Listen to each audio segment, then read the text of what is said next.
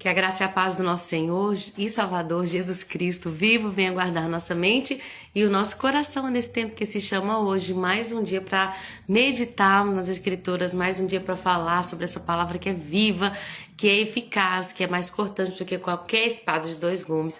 Mais um dia para conhecer o Senhor através das Escrituras, mais um dia para sermos edificados. Graças a Deus, porque a misericórdia dele se renovou. Amém? Mamãe, seja bem-vinda. Beijo, beijo, dona Leni, que vai assistir hoje à noite. Deus abençoe a senhora. Estou muito feliz que a senhora está satisfeita com a palavra. Feliz de ouvir a palavra. Essa palavra que é o presente que Jesus deixou para nós. Chiquinha, seja bem-vinda, irmã. Hoje nós vamos meditar em mais 4 capítulos da Bíblia.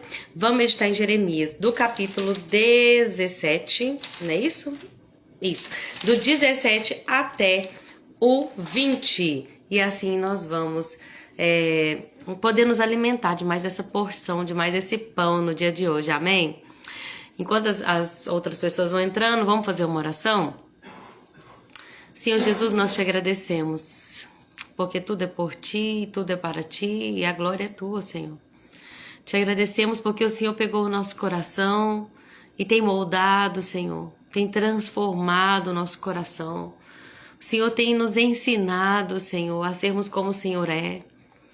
Desde já peço a Ti, Senhor, dá-nos um coração igual ao Teu, que é disposto a perdoar, a amar, a ter misericórdia. Dá-nos um coração, Senhor, quebrantado, de carne, que ouve a Tua palavra e que não fica, Senhor, indiferente a ela, mas que procura obedecê-la.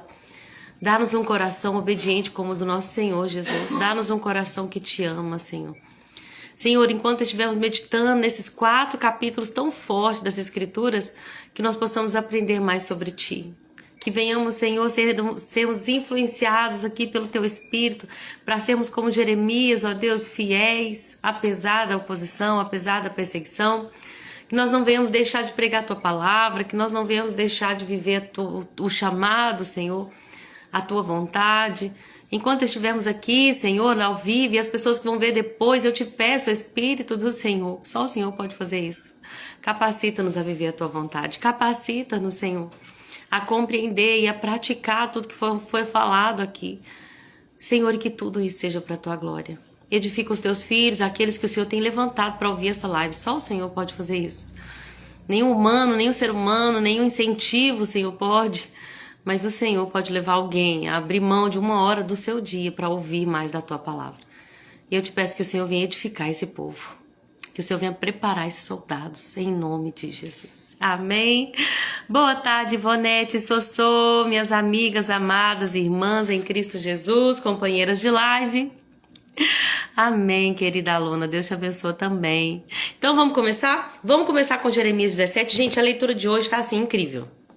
Capítulo 17 é incrível, capítulo 18 é incrível, capítulo 19 é incrível, capítulo 20 é incrível. Meu Deus, talvez seja a live mais forte, assim, onde todos os capítulos têm uma mensagem extremamente forte mesmo, de um ensino muito profundo das Escrituras. Então hoje vai ser uma live que eu creio que Deus vai nos ensinar muito, amém?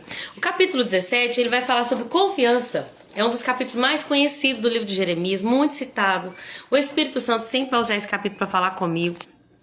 Mas antes, no início do capítulo, Deus vai falar que o pecado de Judá, ele tá tão marcado no coração do povo, que é como se ele tivesse sido escrito com cinzel de ferro e gravado com ponta de diamante, ou seja, a natureza pecaminosa, ela é duradoura e irreversível, né? Tá falando de coisas aqui capazes de gravar, que como o diamante, a pedra do diamante, o ferro, o cinzel de ferro, ele faz ali uma marca tão profunda que mostra ali uma natureza de fato que marca até um ponto que se torna irreversível. É isso que Deus está querendo dizer. Deus vai expor o pecado. Deus, gente, Ele é um pai que sabe disciplinar seus filhos. Não é como nós que muitas das vezes ficamos irados com os filhos e castigamos sem explicar para eles o porquê. Né? Nós não. Muitas vezes, né, as pessoas são assim. O Senhor tem me ensinado isso. Explica o porquê, explica onde está errado. Antes de Deus trazer o castigo sobre o povo, Deus estava deixando muito claro. É isso isso. Vocês falharam nisso, nisso e nisso. Se o povo se arrependesse, logo eles voltariam, né? Voltariam ali arrependidos do seu coração. E Deus, então, renovaria ali a aliança com eles. Gente, Deus é tão incrivelmente misericordioso, tão incrivelmente misericordioso, que ontem nós lemos que tudo que iria acontecer com Judá era por conta de Manassés. Agora, se você for ler a história de Manassés, você vai descobrir que Manassés quebrantou o coração, voltou para Deus ali em humilhação, e Deus teve misericórdia dele, do pior rei de Judá, assim como ele também teve de Acabe. Durante um período da vida de Acabe, que ele voltou ali em humilhação diante de Deus, ele também encontrou favor diante de Deus por causa da sua humilhação, por causa do seu quebrantamento. O que Deus está mostrando para nós? Ele é Deus de misericórdia. Sempre que nós nos voltarmos para o Senhor, com o coração verdadeiramente quebrantado, contrito, arrependido, vamos encontrá-lo de braços abertos. O problema é que a consequência do nosso pecado, ela vai vir, né? Mas a gente sempre vai encontrar esse favor de Deus quando nós nos arrependermos. Manassés encontrou favor. Tudo que aconteceu ali, como ele levou Judá a pecar, vai trazer consequências na próxima geração, não na geração dele, por causa do seu arrependimento. Ou seja, o pecado veio com a consequência, mas ele encontrou favor e misericórdia diante de Deus quando se arrependeu verdadeiramente. Existe sempre uma porta aberta para nós, até um certo momento. Nós temos a graça de Jesus que abunda aqui na terra, nós temos a possibilidade de sermos salvos hoje. Mas vai chegar um dia que a porta vai fechar. Nós só podemos escolher, nós só podemos pegar esse ticket para a vida eterna enquanto estivermos com vida. Vai chegar um dia que não vai ter mais vida. Vai chegar o dia onde Deus vai fechar essa porta. Por isso que a gente tem que ouvir hoje a voz do nosso Senhor e não endurecer o nosso coração. Então a Bíblia começa no capítulo 17, um versículo que é um dos mais famosos aqui de Jeremias, que vai falar assim, olha, maldito é o homem que confia no homem.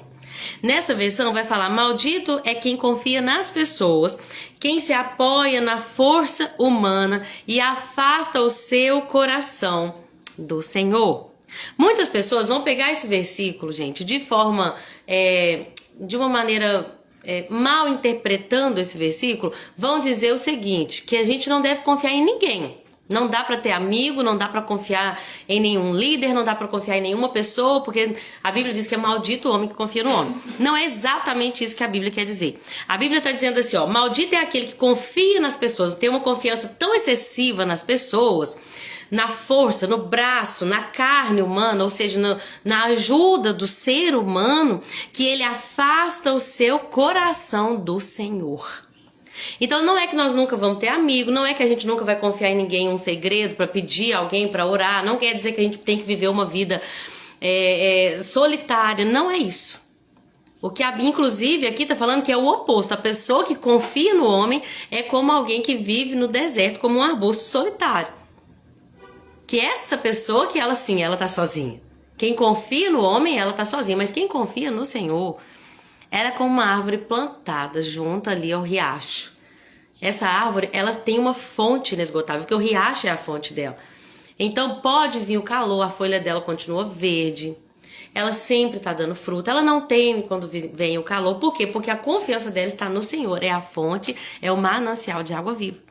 Agora não quer dizer que a gente não pode confiar em ninguém, que a gente não pode ter amigo, não é isso. A Bíblia vai dizer que não é bom que o homem ande só. Né? Lá em Eclesiastes nós vamos ler, olha, é bom que andem de 2 em 2, porque se um cair, o outro vai levantar. Provérbios vai falar sobre isso também, que na hora da angústia nasce o irmão, aquele a quem você pode abrir seu coração, a quem você pode confiar. O que a Bíblia está dizendo aqui que é errado é uma confiança excessiva naquilo que o homem pode fazer por você. Israel, nesse contexto aqui que a gente está estudando, ele tinha, Judá na verdade, né? Judá, nesse contexto, estava querendo colocar sua confiança em seres humanos. Colocar confiança no Egito, porque se a gente fizer uma aliança com o Egito, a gente vai conseguir vencer, porque a gente precisa de aliados. A Assíria, quem sabe a Assíria não vai ser uma boa aliada? Vamos confiar nesses exércitos? Quem sabe a Assíria, o Egito, o Faraó não pode ser aqui para nós uma boa aliança, se esquecendo do Senhor que os criou, que os formou, que deu para eles uma identidade de nação, que deu para eles promessas de uma terra que manaria leite e mel, promessa de guardá-los, de ser uma muralha ao redor deles contra todas as nações. Eles estavam abrindo mão de Deus e de suas promessas e colocando a sua esperança e a sua confiança em coisas físicas, em coisas passageiras. Quantas vezes o nosso coração também não se inclina para isso? A gente não quer depender de Deus, a gente não quer depender de coisas sobrenaturais, a gente não quer focar em coisas espirituais, a gente quer ter algo para se apegar físico. E Deus está dizendo: é maldito aquele que coloca sua confiança e esperança naquilo que é finito e temporal. Mas aquele que espera em mim, como diz a palavra lá em Isaías 40, renovarão as suas forças. Os que esperam no Senhor voam alto como uma águia. Eles correm e não se cansam, caminham e não se fatigam. Então o que a Bíblia está dizendo aqui para nós? Não é que a gente não pode confiar em ninguém. Não é que a gente tem que ser aquela pessoa apreensiva que não tem nenhum relacionamento. Não! É necessário que nós tenhamos relacionamentos. Jesus, a primeira coisa que ele fez quando ele foi levantado ali no ministério é começar a discipular pessoas. Ele começou a ensinar pessoas e ele tinha os mais íntimos. Mesmo que, claro, nós não somos pessoas que acreditam que as pessoas nunca vão falhar. Não, Jesus sabia que um dia iriam ferir o pastor e as ovelhas iriam se dispersar. Ele sabia que um dia todos ali iriam fraquejar, mas que depois, empoderados com o Espírito Santo, eles conseguiriam espalhar o evangelho e cumprir o ID que ele ordenou. Tá? Então não é que a gente não pode confiar nas pessoas, não podemos ter uma confiança excessiva nelas. Amém? Se nós confiarmos nas pessoas, seremos como um arbusto no deserto. Um arbusto no deserto é seco. Não tem ali, né? Ele não consegue produzir fruto, ele não tem flores. Por quê? Porque ele vive numa situação ali de aridez. Ele não tem esperança alguma. Habita em lugares desolados e estéreis, tá vendo? Não consegue produzir. Numa terra salgada onde ninguém vive. Agora, quem confia no Senhor é bem-aventurado. Feliz é aquele cuja esperança é Yahvé. Por quê? Essa pessoa é como uma árvore que é plantada junto ao rio. As suas raízes se estendem até a correnteza, até a corrente da água, ou seja, ele está sempre juntinho de Deus ali. Ele tem, independente da situação externa, internamente, ou seja, na raiz, internamente, ele alcança o manancial de água viva, a fonte de água viva, que é o nosso Senhor Jesus. Não importando a situação, pode ser inverno, verão, outono, primavera, não importa qual a estação. Pode ser dias ótimos, podem ser dias terríveis. E internamente, a raiz dele alcança o ribeiro. Ela alcança a correnteza. Então, quando ela alcança essa correnteza, ela tem água suficiente. Para quê? Não se incomodar. Ela alcança as correntes, né? Então, como ela alcança essas correntes de águas, elas não se incomodam com o calor.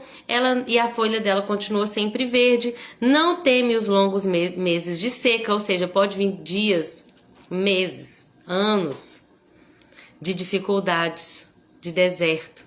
Mas ela não tem medo e nunca deixa de produzir fruto. Por quê? Porque a confiança dela está numa fonte inesgotável. E aí tem o versículo 9, que vai falar de uma realidade que é muito importante nós falarmos, que é: o coração humano é mais enganoso do que qualquer coisa e é extremamente perverso.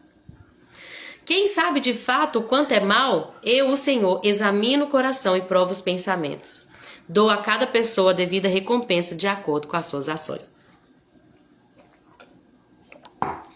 Vamos entender o que a Bíblia está dizendo aqui? O que a Bíblia está dizendo aqui, gente? Eu sempre falo sobre isso, né? Tem pessoas que falam assim: ai, meu coração é tão bom, eu não faço mal pra ninguém, não desejo mal pra ninguém, eu sou uma ótima pessoa. Eu quase que não tenho pecado nenhum, porque meu coração é tão bom.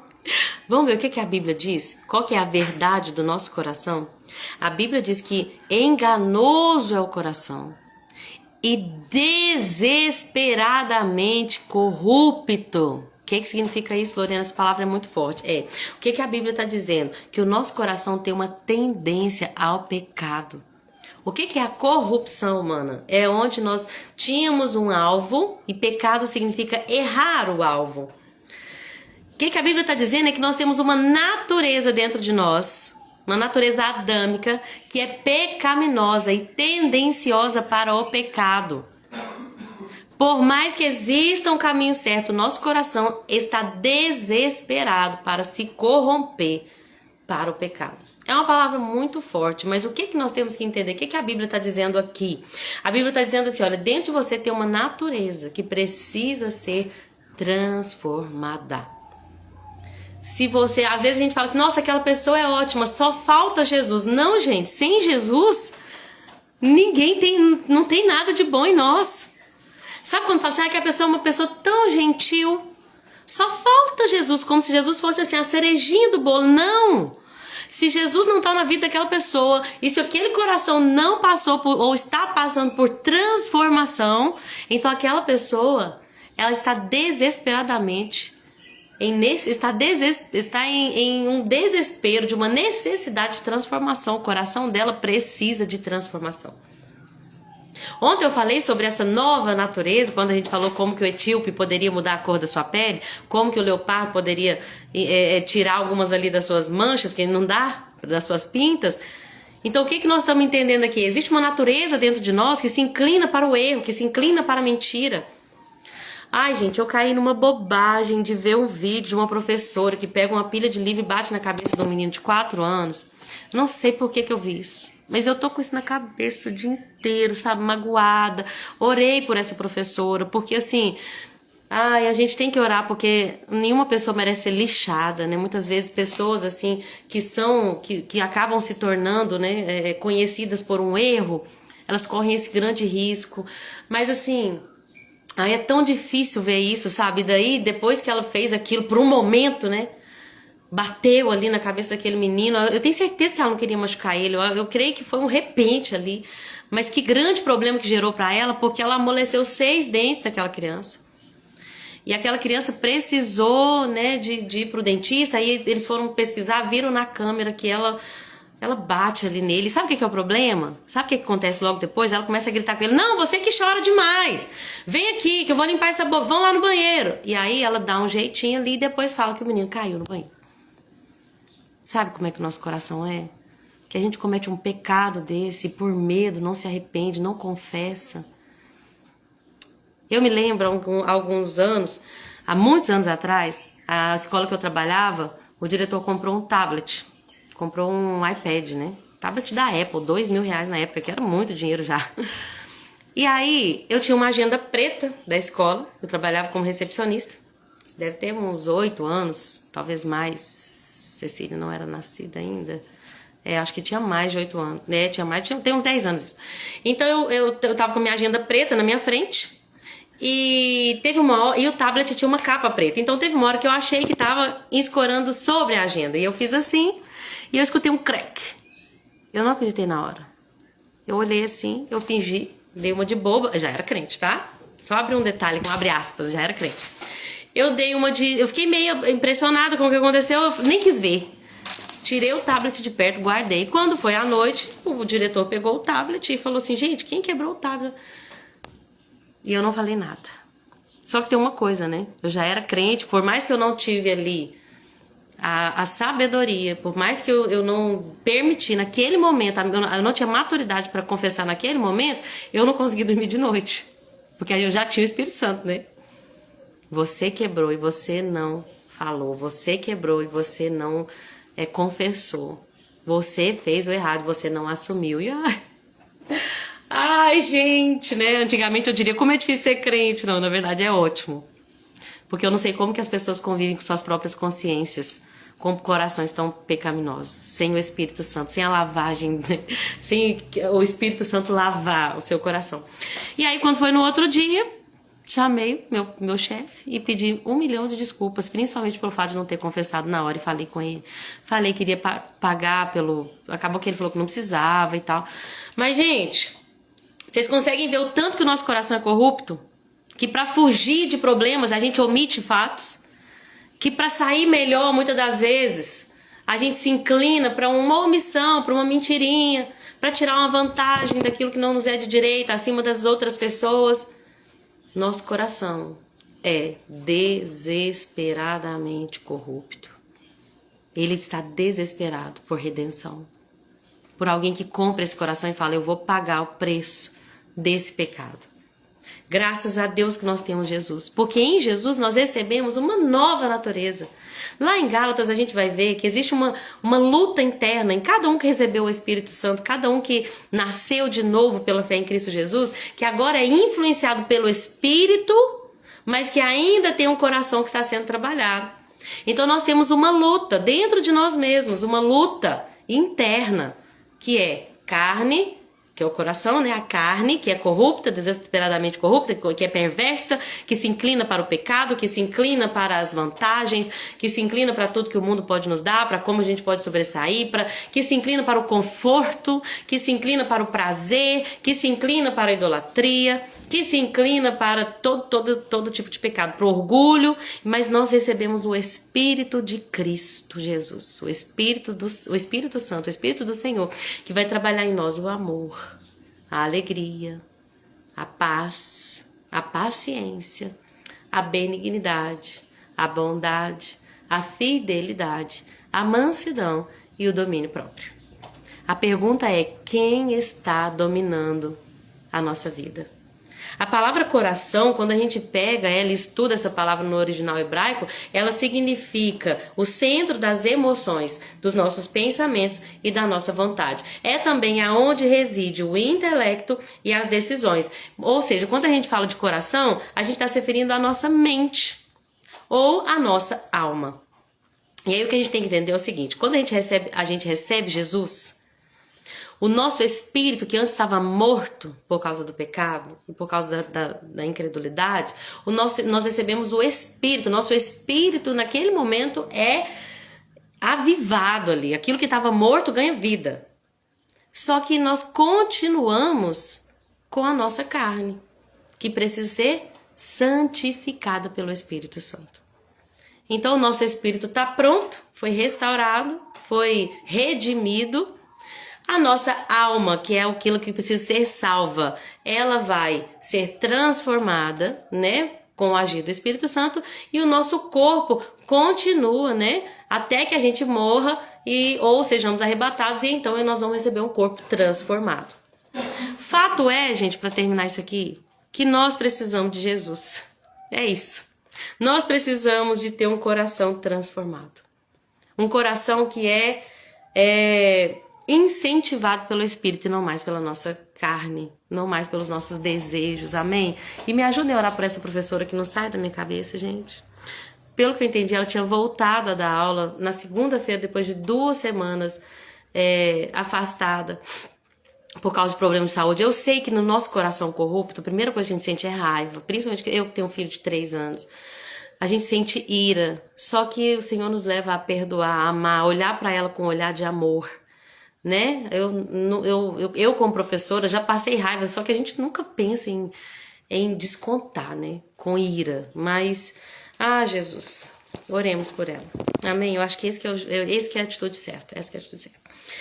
Então, gente, nós vamos entender isso. Aí a Bíblia vai dizer que o coração humano é enganoso e Jeremias vai ali perguntar: quem que sabe, de fato, o quanto esse coração é mau? E aí Deus vai responder: eu, o Senhor, examino, ou seja, eu sondo o coração e provo os pensamentos. Ou seja, a única pessoa que conhece o nosso coração verdadeiramente é o Senhor. Talvez mais até do que nós mesmos, quando nós colocamos vários véus ali que tampam as nossas más intenções, as nossas motivações erradas. Mas o Senhor, Ele sonda a mente e coração. O Senhor, Ele examina o coração e prova os pensamentos. E Ele recompensa a cada um segundo as suas ações. Amém? E aí no capítulo 17 vai continuar falando assim, que Jeremias vai fazer uma oração de confiança, de confiança no Senhor. Ele vai dizer assim: Senhor, como uma perdiz que choca o ovo de outro pássaro, assim são aqueles que obtêm riquezas por meios injustos. Mas eles vão perder suas riquezas e vão se tornar velhos tolos. Nós, porém, adoramos diante do teu trono eterno, exaltado e glorioso. Ó Senhor, esperança de Israel, todos que se afastarem de ti serão envergonhados. Então o que ele está dizendo? Senhor, se confiar em ti, é isso, torna a gente essa árvore que está junto a ribeiro de águas. Eu quero declarar, e nós confiamos em ti, eu confio em ti. Senhor, tu és a esperança de Israel. Aqueles que afastam de ti serão enterrados no pó da terra, pois abandonaram o Senhor, a fonte de água viva. E aí tem um versículo que é muito, muito conhecido também, né? Do livro de Jeremias, que é o versículo 14. É uma oração de cura. Muitas das vezes eu declarei essa oração quando eu precisava de cura. É muito importante nós declararmos a Bíblia. Dizer como Jeremias diz: Senhor, se me curares, serei verdadeiramente curado. Se me salvares, serei verdadeiramente salvo. Eu não estou com nenhuma versão aqui, mas eu acredito que na versão mais antiga, mais tradicional, é: cura-me e serei curado, salva-me e serei salvo. Então declara a Bíblia. Se está no momento de enfermidade, declara. Seu filho está em momento de enfermidade, declara: Senhor, cura-me e serei curado, salva-me e serei salvo. Aí o Jeremias começa a lamentar: Senhor, eu louvo somente a ti. As pessoas zombam de mim e dizem: onde está a mensagem do Senhor? Por que as suas profecias não se cumprem? Lembra que Jeremias está falando: gente, vai vir a Babilônia, vai vir um cerco, vai vir do norte, vai vir isso, vai vir guerra, vai vir dor, vai vir doença. Só que estava tudo bem até esse ponto. Então o povo fala assim: ô Jeremias, você não é profeta mesmo? Mas você fala, e até agora nada do que você falou se cumpriu. Não vai acontecer nada, Jeremias. E aí Jeremias lamenta com o Senhor: Senhor, eu não abandonei meu trabalho de ser pastor do seu povo. Não pedi que enviasse calamidades. Então, Senhor, não me aterrorize, porque tu és o meu refúgio nos tempos de calamidade. Jeremias está dizendo: eu não deixei de fazer aquilo que o Senhor me chamou para fazer. Mesmo em oposição, mesmo em perseguição, eu estou fazendo aquilo que o Senhor me chamou para fazer. Inclusive, intercedi por esse povo que se opõe a mim, que rejeita o meu ministério, que dizem que não sou profeta nada do Senhor, porque tudo que eu estou falando não se cumpre. Mas aí ele vai orar e vai falar: Senhor, que o Senhor os retribua. É uma oração muito forte, né? Nós vamos entender também no versículo 19 que Deus vai chamar o povo para guardar o sábado. A Bíblia diz que Deus falou para Jeremias assim: olha, vá aos portões de Jerusalém e vá primeiro junto ao portão por onde o rei entra e sai, e depois junto a cada um dos outros portões. E diga ao povo assim: assim diz o Senhor. Perdão. Ouçam a minha advertência: parem de negociar junto aos portões de Jerusalém no dia de sábado. Não negociem no sábado. Não negociem o descanso de vocês. Não trabalhem no sábado, façam dele um dia santo. Deixa eu só escrever aqui, não falei sobre isso, deixa eu só falar, gente, o que a gente tem que entender sobre o nosso coração? Entender, quando a gente lê a Bíblia, a gente entende quem Deus é. E a gente também entende quem nós somos. Isso é muito importante. Quando a gente entende qual é o nosso coração, isso faz de nós pessoas que vão clamar: Senhor, dá-me um novo coração. Me dá um coração igual ao teu. Me dá um coração que não se inclina para o orgulho, mas que é manso e humilde. Me dá um coração, Senhor, que não quer amar as coisas dessa vida, mas que ama ao Senhor acima de todas as coisas, sobre todas as coisas. Então nós temos que orar, tá? Dá-me um novo coração. Gente, eu acho muito lindo esse capítulo 17, porque Deus, ele é um Deus assim específico, né? Ele deu direções muito específicas para Jeremias. Jeremias, vai no templo. Jeremias, vai para a casa do oleiro, no 18. Jeremias, agora você vai lá no 19, fala assim: vai junto ao portão dos cacos. Jeremias, agora você vai ali, vai falar com os líderes. Então Deus dava para Jeremias os lugares específicos aonde ele deveria ir. E agora no final do capítulo 17, Deus está falando assim: você vai aos portões. Primeiro você vai no portão que passa o rei e a rainha, onde entra o rei e a rainha, e depois você vai em cada um dos portões para dar essa mensagem. E é tão lindo porque o Senhor, ele tinha um chamado ali para Jeremias. Jeremias, o tempo todo enfrentando oposição, mas ele ia aonde Deus mandava.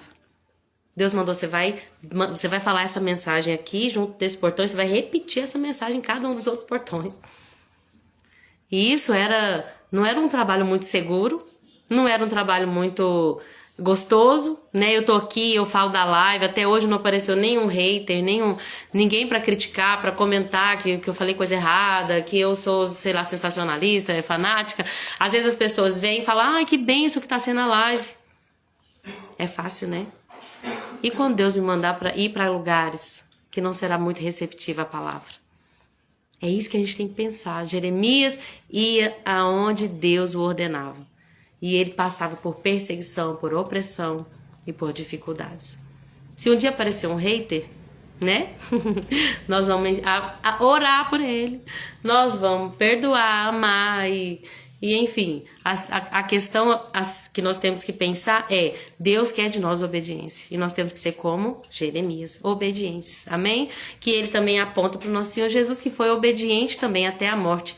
E morte de cruz. A gente tem um negócio aqui que tá empoeirado. E eu tô vendo esse negócio empoeirado e tá me tirando a paz. Deixa eu só limpar aqui. Pronto. Porque tá... É um vidro que tá segurando meu celular aqui.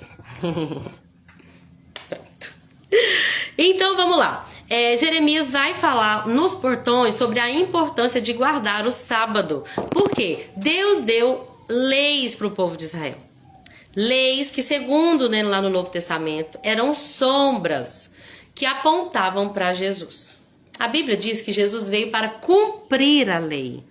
Ele não veio para abandonar, para rejeitar. Como é que é a palavra, amor? Revogar. Jesus não veio para revogar a lei, ele veio para cumprir. Então, tudo que a lei ordenava se cumpriu em Jesus, certo?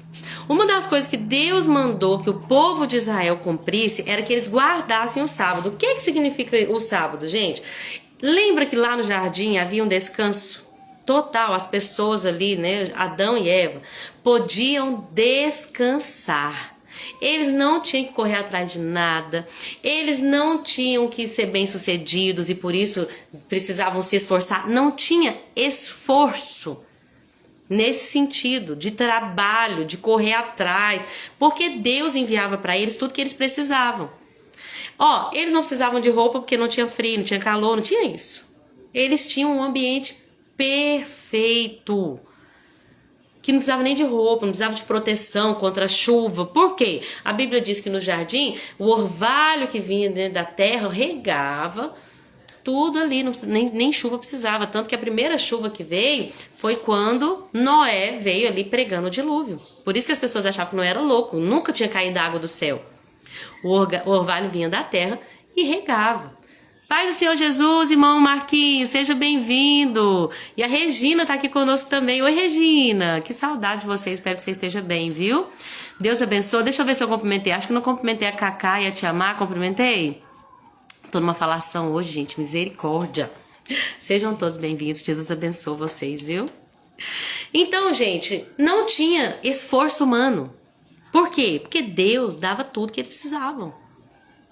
O Senhor era o sustento deles.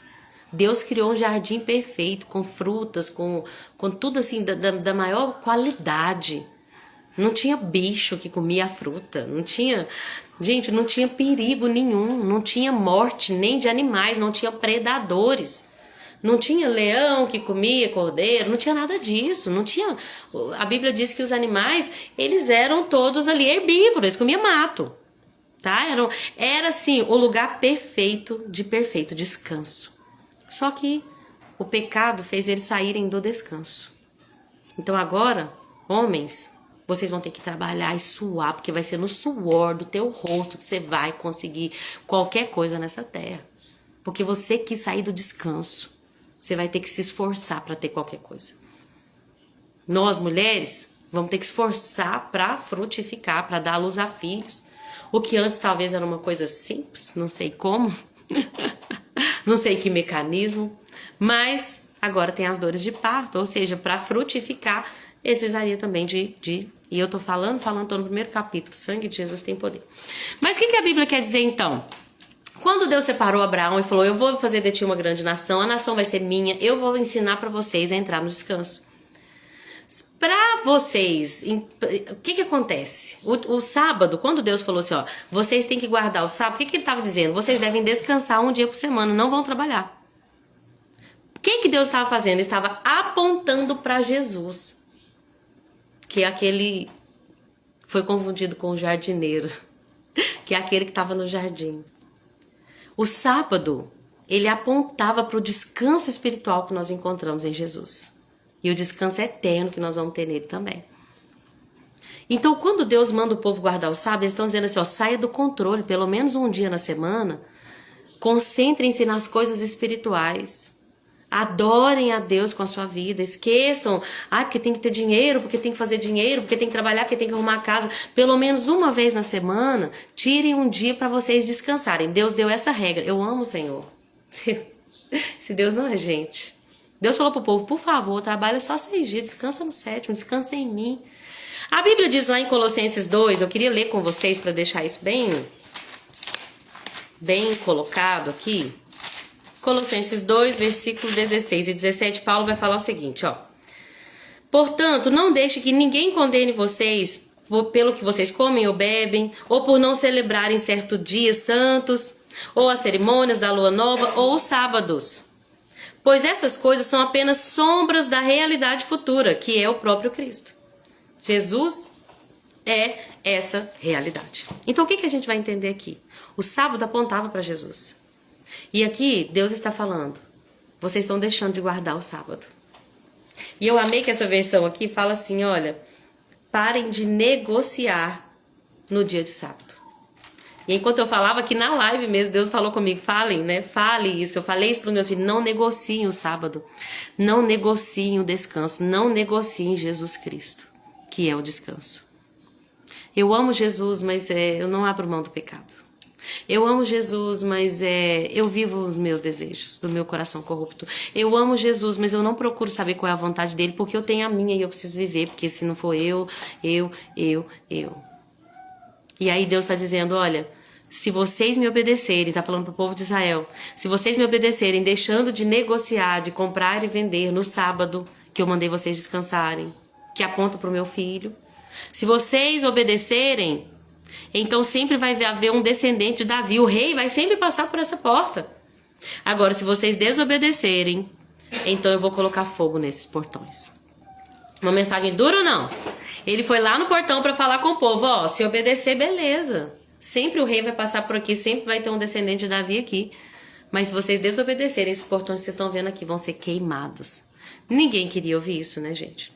Capítulo 18, então, vamos lá. Lembrando, gente, que é isso. Nós não temos necessidade de guardar um dia na semana. Por quê? Estamos descansando em Cristo e todos os dias da semana nós adoramos a Jesus. Nós descansamos em Jesus.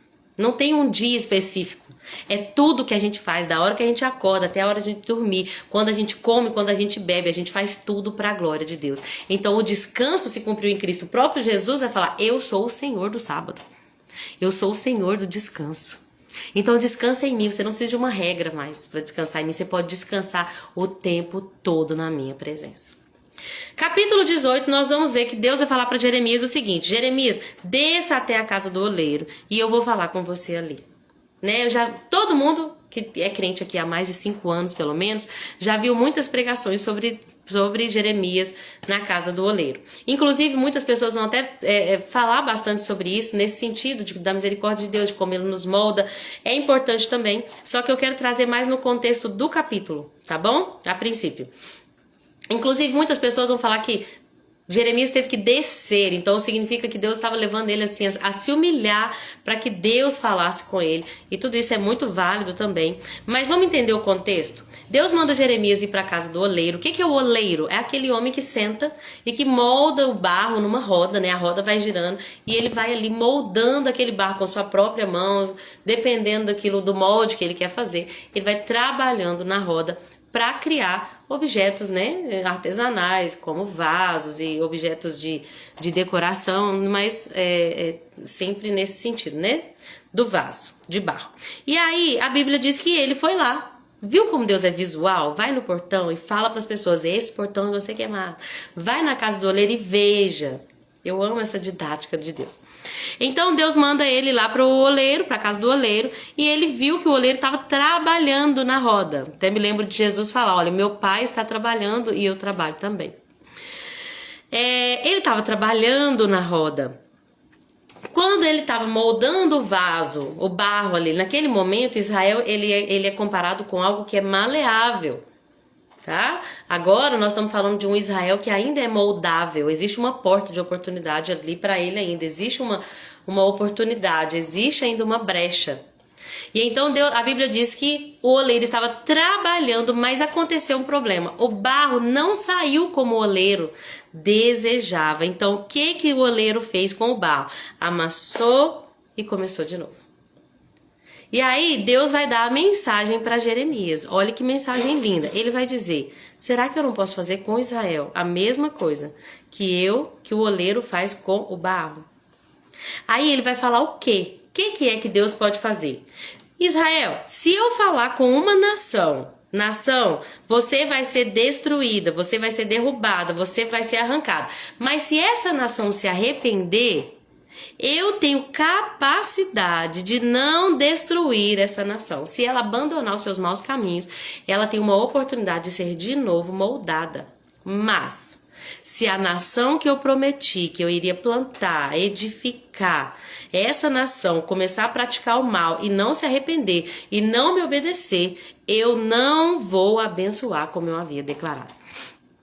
É muito comum a gente falar, gente, o barro caiu, mas o oleiro começou de novo. Sempre que a gente cair, o oleiro vai moldar de novo. Mas não é muito bem assim o que o capítulo está dizendo.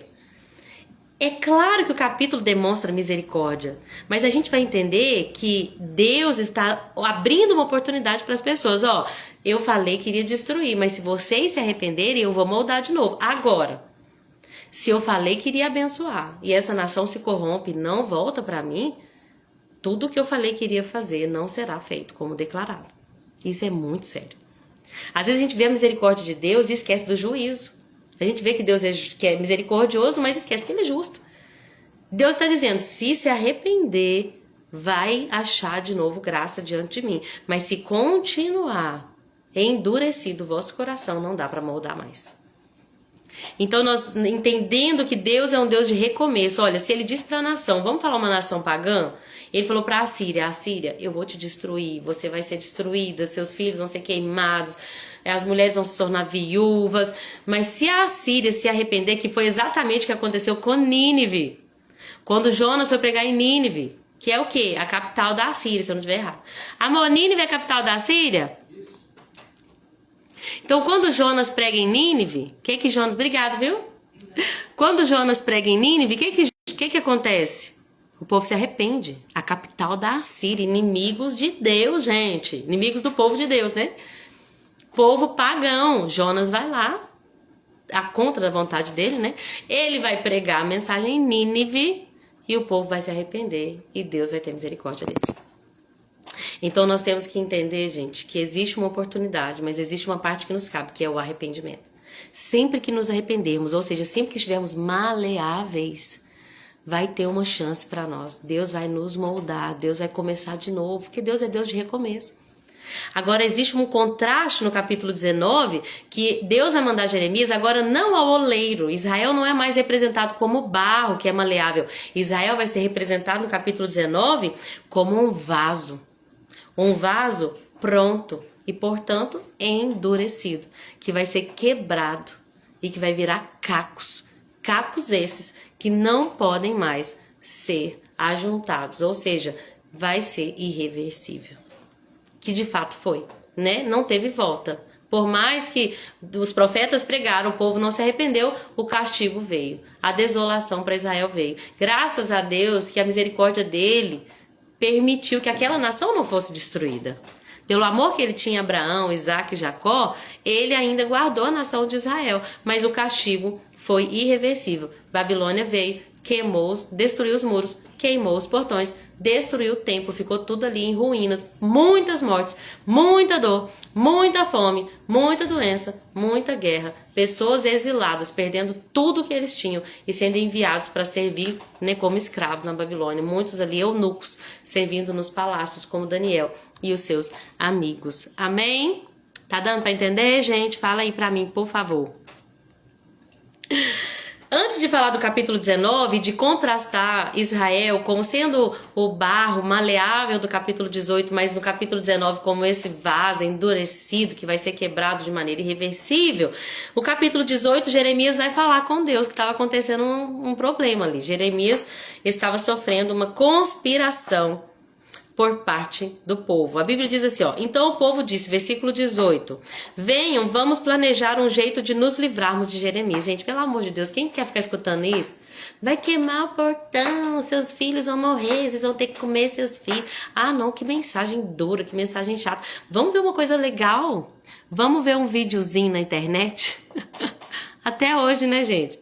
Eu me alegro por ver essas pessoas que estão aqui online, que querem ouvir uma palavra dessa. Porque não é o que a maioria quer. As pessoas querem memes, vídeos engraçadinhos, que não acrescentam em nada. Mas a palavra de Deus, ela traz transformação. Só a palavra de Deus. Amém? Então, Jeremias, a Bíblia diz que o povo virou para Jeremias e começou a planejar ali uma conspiração para se livrar de Jeremias. Olha o que eles falam no versículo 18. Temos vários sacerdotes, temos homens sábios e temos profetas. Não precisamos que Jeremias nos ensine a lei. Não precisamos de seus conselhos e profecias. Vamos espalhar boatos sobre ele e ignorar o que ele diz. Meu Deus. Jeremias então clama, Senhor, olha para mim, ouve o que dizem os meus inimigos. Ouve o que dizem os meus inimigos. Se paga o bem com o mal, cavaram um buraco para me matar, uma cova. Mesmo eu tendo intercedido por eles. Meu Deus do céu. Mesmo eu tendo intercedido por eles e tentando protegê-los da tua ira, eles estão procurando a minha morte. Gente, servir a Jesus nunca foi fácil. E não é agora que vai ser, né? Jeremias intercedeu por aquele povo que agora busca matá-lo. Cavaram uma cova para jogá-lo. Eu não sei se quando Jeremias está falando isso aqui, ele está falando de maneira figurada, mas nós sabemos que mais para frente vão jogar ele num poço. E é muito triste ver isso. É muito triste ver o profeta que chora por um povo ser rejeitado pelo mesmo povo. Mas ele aponta para Jesus. A Bíblia diz que Jesus chorou quando ele estava ali, né? Quando ele vê Jerusalém, ele fala, ô Jerusalém, Jerusalém que mata seus profetas. Jerusalém, eu tentei aproximar-te, eu tentei que vocês estivessem aqui perto de mim, debaixo das minhas asas, das asas do Altíssimo. Eu queria juntá-los como a galinha que ajunta os pintos debaixo das suas asas. Jerusalém, a Bíblia diz que naquele momento Jesus chora. Jesus chorou pelo seu povo, o mesmo povo que buscou ali em uma conspiração a morte do seu Senhor, do tão esperado. Do tão falado nas sinagogas.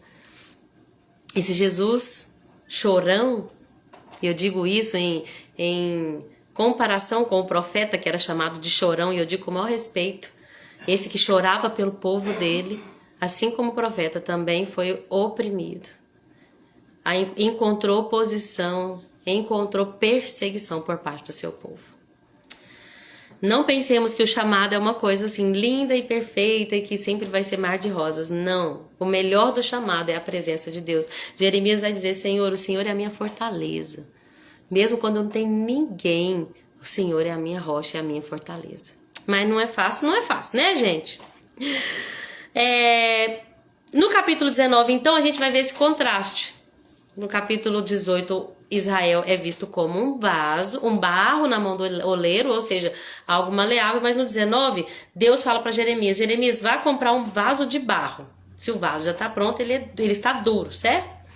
Depois, peça a algum dos líderes do povo e dos sacerdotes, os mais perigosos, gente. Chama esses líderes, chama os sacerdotes, você vai levá-los até o depósito de lixo, lá no vale de Ben Hinom, que fica junto ao portão dos cacos. Esse lugar, pela minha pesquisa, era um lugar de muita idolatria, inclusive de sacrifício humano, onde as pessoas ali... já vou ver o comentário, peraí. Onde as pessoas ali sacrificavam seus filhos a Moloque, ou seja, um lugar, meu Deus, de total desobediência, né? Imagina aquele lugar como um lugar de idolatria, onde as pessoas sacrificavam seus filhos. Cacá diz, Lorena, não sei se você viu a série The Chosen, vi tudo, amo, estou vendo, a 5ª temporada tem sido tão forte. Amada, eu vi, e eu chorei. E eu chorei muito. Essa 5ª temporada, ela foi assim, difícil de engolir, né? E eu gostei demais, porque mostra como os discípulos, a princípio, aquela coisa linda, né? E Jesus cura, e aquela multidão, e vê os milagres. Mas essa 5ª temporada mostra muitas das vezes como que é a vida daquele que segue Jesus. É uma vida que muitas das vezes você não tá entendendo, gente, mas ele é o rei que a gente tanto esperava, e agora ele tá falando de deixar ser morto. Agora ele, né? Mãe, acho que a 5ª temporada você não viu, não, viu? Até Judas trair ele. Ai, gente, ela é indigesta, mas é necessária. É necessário a gente ver como que os discípulos ficaram ali confusos. Peraí, ele é o Messias, arrastava a multidão, nós achamos que ele ia sentar no trono. Lembra que a mãe de João e de Tiago vai falar com ela assim, olha, vai falar com Jesus assim, por favor, quando você sentar no seu trono, que os meus filhos se sentem um à tua direita e um à esquerda. Eles achavam que era físico. E agora Jesus está falando de coisas espirituais, que ele teria que morrer para libertar. Mas espera aí. Nossa, Jesus vai falar que dá a Roma o que é de Roma, dá a César o que é de César, né? Quer dizer, dá a Deus o que é de Deus. E as pessoas ansam, tá falando que a gente tem que dar o imposto para esse povo que nos oprime. Mãe, tá no Prime, viu? Depois você assiste, porque é forte. São 8 ou 6 episódios. Não lembro se é 8 ou 6. Mas é maravilhoso. Então, seguir a Jesus, né? Muitas das vezes vai ter esses momentos aí indigestos, mas que nós temos que permanecer, mesmo sem entender. Todos tinham que ver. Não, tá no Prime Video. A 5ª temporada ainda não chegou na Netflix, Ivonete. Tá no Prime Video. Mas é boa demais. Se você puder, eu não sei quanto que é o Prime Video, acho que eu pago R$19,90. Se você puder pagar só pra assistir um mês, eu acho que vale a pena esse aplicativo. Fora que tem outras coisas boas também. Mas, gente, é muito bom. No capítulo 19, então, Deus vai falar pra ele, você vai pegar, né, e vai pra esse lugar de idolatria, de pecado, esse lugar terrível, tenebroso, e você vai fazer o seguinte, você vai expor o erro de Jerusalém ali, de Judá, de Israel, vai falar o que é que eu vou fazer, que os inimigos cerquem a cidade, a comida vai acabar, as pessoas vão comer seus próprios filhos e amigos. E aí ele manda Jeremias fazer o seguinte, versículo 10, aí Jeremias, você vai quebrar o vaso à vista destes homens e vai dizer assim, assim diz o Senhor dos Exércitos, como esse vaso está despedaçado, despedaçarei o povo de Judá e o povo de Jerusalém e não haverá quem possa restaurá-los. O aplicativo, gente, é o Prime Video, viu? É R$19,90 que a gente paga. Nossa, meu celular tá no sol. Deixa eu colocar aqui para vocês verem. Ele tem a última temporada toda lá, tá? É R$19,90. Eu penso que é mais barato do que quando saiu no cinema, né? Porque no cinema você teria que ir 3 vezes para assistir todos os episódios, por exemplo. E, a gente tem que começar a investir nas coisas que edificam a gente. A gente, às vezes, paga uma Netflix aí, cara, não sei se tá mais de R$40. De nada, Carla. Deus abençoe, viu? E fica vendo coisas que não nos edificam. Deixando nossos filhos ver coisas que não nos edificam. E às vezes a gente tem tanto acesso, tem inclusive o Brasil Paralelo, que é um aplicativo também que o Edmundo sempre fala pra gente assinar, até hoje a gente não assinou. Mas assim, aqui em casa nós temos uma televisão, não temos vontade de ter outra televisão, porque a gente gosta muito de manter a família unida, sabe? A gente gosta dessa ideia de todo mundo se assentar e aí, a gente tem que escolher bons conteúdos, mesmo que, mas eu poderia ver, mas tá bom, não edifica os meus filhos, será que é bom também eu ficar vendo, né? Se eu tô numa fase aqui, esperando a volta de Cristo, em busca de santificação, será que dá pra eu assistir 50 tons de cinza? Não dá, né, gente? A gente precisa escolher o que a gente assiste. Mas eu sou adulto, não tem ninguém vendo. Tá, mas se o seu coração é desesperadamente corrupto, o que você faz? Tá ajudando o espírito ou tá atrapalhando o espírito? Né? Então a gente tem que começar a investir. Eu comecei a investir nesse sentido também, investir em livros, investir em tempo, em coisas que seriam edificantes e abrir mão de umas coisas que dá para abrir mão, que a gente não morre. Então vamos lá.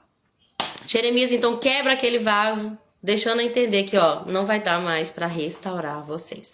Capítulo 20, pra gente poder terminar, que já é 3 e alguma coisa. Não, falta 2 para 3 ainda. No capítulo 20, a gente vê um levante contra Jeremias, de um que é um chefe ali da guarda do templo. Ele é chamado aqui de sacerdote encarregado do templo do Senhor. Em outras pesquisas minhas apareceu como chefe da guarda. O nome dele é Pazur, e esse nome significa, pelo que eu pesquisei, liberdade. Só que esse Pazur, ele vai se levantar, esse sacerdote importante vai se levantar contra Jeremias e vai mandar prender Jeremias, vai mandar açoitar Jeremias e vai mandar colocar ele no tronco, que era assim, uma extrema humilhação.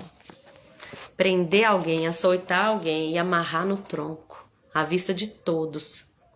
E talvez também isso aí leve para Jesus, né? Que foi preso ali no madeiro. Mas, onde que a gente vai entender aqui, gente? Não é fácil, né? Olha quanto esse profeta sofreu, gente. Meu Deus. É muito bom, nos sentimos na cena. É verdade, Regina? Ai, Jesus. Quando aquele Judas, então, vai lá e beija Jesus. Meu Deus, quantas vezes nós negamos a Jesus também? É fácil apontar o dedo, mas quando a gente olha para dentro de si, quantas vezes nós o negamos? Quantas escolhas do nosso dia nós somos indiferentes a Jesus e a vontade dele, né? Essa série me trouxe muita reflexão. Então Pazur faz essa humilhação com Jeremias. E aí no dia seguinte ele solta Jeremias. E aí, sabe o que Jeremias faz? Ele vai dar uma palavrinha para Pazur. Palavrinha tentando conquistá-lo para ele não fazer isso mais? Não. Ele fala, Pazur, pois agora Yahvé muda o teu nome. Pazur, de agora em diante você vai ser chamado de homem que vive em terror. Antes era liberdade, mas agora você vive em terror. Porque você e os seus filhos, a sua família vão ser enviados para a Babilônia e vão morrer lá. Você, Pazur, versículo 6, todos da sua casa serão levados para o exílio. Ali morrerão, na Babilônia, e serão sepultados você e todos os seus amigos a quem você profetiza mentira. Minha menina tem vontade de matar o Judas, né? Quando ele aparece. E é tão engraçado que a gente vê a confusão nos olhos dele, aquela pessoa que tá ali influenciada pelo maligno, e ela fica confusa ao mesmo tempo que ele tá à frente do dono do mundo, do Senhor do universo, do Rei dos Reis. Ele tem aquela influência maligna do coração corrompido, que tá influenciado por algo pior ainda. Não, eu tô aqui e esse é um engano, ele é um falso Messias, ele tá querendo enganar todo mundo, eu vou ter que resolver isso. Mas ele tava cheio de Satanás. Não é fácil não, gente. Então, gente, e tem uns dos versículos que eu mais amo do livro de Jeremias, do capítulo 20. Me lembra até aquela música, me lembra não, a música foi inspirada nesse versículo, que é Deixa Queimar. Eu tenho fogo cerrado em meu peito, que não me dá descanso, eu não tenho descanso, e deixa queimar, deixa queimar. É basicamente extraído dessa parte da escritura. Jeremias está sofrendo ali, lembra que ele foi humilhado, apanhou, gente, de açoite por fazer aquilo que era certo. Foi humilhado, colocado no tronco. E aí ele vai falar com Deus, Senhor, o Senhor me persuadiu e eu me deixei levar. Nessa versão fala assim, o Senhor me constrangeu e eu me deixei constranger. O Senhor é mais forte do que eu e prevaleceste. Agora eu sou motivo de zombaria, as pessoas zombam de mim, riem de mim, porque sempre que eu abro a boca é para gritar violência, destruição, né? Em contraste com os outros profetas que falavam paz, paz. Jeremias falava guerra, fome, morte. Só que o problema é que ele vai dizer que essas mensagens do Senhor me transformaram em um alvo de piada. Mas, se digo assim, nunca mais vou mencionar Yahvé, não falo mais dele, não vou falar do nome dele. O que acontece, Senhor, quando eu digo isso? É que a sua palavra arde com fogo no meu coração. É como fogo em meus ossos. Estou cansado de tentar contê-la, é impossível. Jeremias está dizendo assim: por mais que eu sofra oposição, por mais que eu sofra perseguição, por mais que colocado no tronco, açoitado, envergonhado publicamente, por mais que os meus próprios conterrâneos conspirem contra mim, por mais que me odeiem, se eu coloco no meu coração que eu não vou falar mais de Yahvé, do Senhor e da sua palavra, essa palavra começa a queimar dentro de mim, eu não consigo conter. Eu não consigo conter a tua palavra. Então o que eu posso dizer? Deixa queimar. Deixa queimar. Deixa arder. Porque não dá para conter aquilo que é eterno. Aquilo que vem do eterno. Amém? Aleluia. Olha o que ele diz. Olha, as pessoas dizem que vão me denunciar. Até os que se dizem amigos íntimos. Isso aqui me lembrou de Judas. Até os que se dizem amigos íntimos. Comi a mesa com ele, tá? Procuravam, me vigiam e esperam que eu cometa algum erro fatal. Judas estava o tempo todo, né? A partir de um momento ali tomado, ele não foi o tempo todo, mas a partir daquele momento ali no final do ministério de Jesus, tomado por aquela confusão mental e maligna que tomou a mente dele, que ele deixou que tomasse a mente dele, ele ficou o tempo todo procurando, né, uma brecha para poder entregar Jesus. Até que Jesus fala ali, né, olha, nós vamos pro Getsêmani hoje à noite. E logo ele fala: Judas, o que você tem que ir para fazer, você vai. Faz o que você tem para fazer. E ele sai e fala ali para os líderes judeus, né, aonde que o Senhor Jesus estaria entregando o mestre. Mas olha o que ele diz no versículo 11 para a gente poder terminar, gente. O Senhor, porém, está ao meu lado como um poderoso guerreiro. A vida de Jeremias era muito solitária. Lembra que nós falamos ontem? Deus falou: você não vai para os funerais, não vai prantear com eles, porque isso vai ser um símbolo daquilo que vai acontecer, que muitos vão morrer e não vai ter ninguém para prantear, nem para enterrar o corpo deles. Você não vai para a festa, Jeremias, não vai se alegrar com esse povo não, para que eles possam entender que o choro, que o riso vai passar, que a alegria vai acabar, que ninguém vai ouvir mais o cântico do noivo e da noiva. Jeremias era extremamente solitário, abandonado pelos seus conterrâneos de Anatote, lembra que levantaram contra ele, para conspirar contra ele, para matar, mas agora ele está dizendo: o Senhor, porém, está ao meu lado como um poderoso guerreiro. Nós não estamos sozinhos. Amém? Não estamos sozinhos. O Senhor está conosco. Nós só temos uma parte que nos cabe, que é fazer dele a nossa confiança e a nossa esperança, até que ele venha. Amém? É isso. No final do capítulo, ele está numa crise ali, ou seja, as pessoas mais próximas de Deus, elas continuam sendo humanas, enquanto aqui ele entra numa crise ali emocional, falando que não queria ter nascido, que amaldiçoou o dia que nasceu, que a vida dele é apenas sofrimento, tristeza e vergonha. Ou seja, não foi fácil, né? Jesus não prometeu que ia ser fácil. Ele falou: vai ter aflição, mas eu vou te dar uma palavra. Eu venci o mundo. Tem de bom ânimo. Amém? É isso tudo que eu queria falar nessas 1h10 que eu tô aqui. Mas quero agradecer a todos que ficaram até o final. Quero agradecer a Cacá, a Soraya, a Regina, a Ivonete, a minha mãezinha, a Tia Maia, a Chiquinha. Obrigada a todas vocês, viu? É um privilégio para mim estar acompanhada de vocês nesse tempo. Obrigada, que Deus abençoe. E não se esqueça, permaneça, prossiga para o alvo.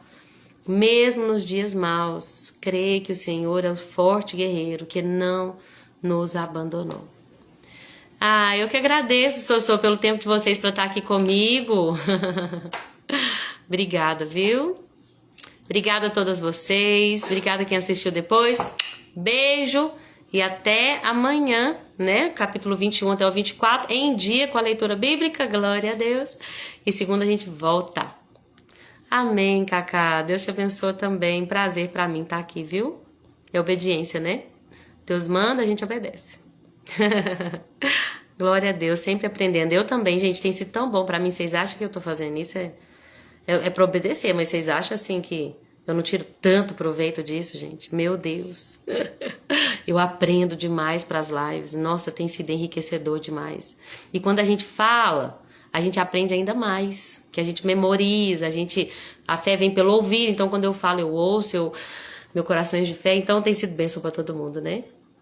Obrigada por tudo e por tanto. Obrigada também, Ivonete, pelo seu sempre apoio, viu, querida? Deus abençoe vocês.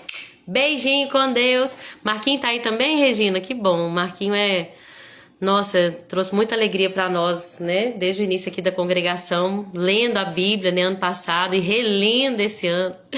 É um tempo novo que tá chegando, né, gente? De um povo abibliado, um povo que não precisa mais de que outros os ensinem, porque eles têm o Espírito Santo e quando eles leem, Deus traz também a revelação. Né? Obrigada por tudo, com Deus e até amanhã. Beijo.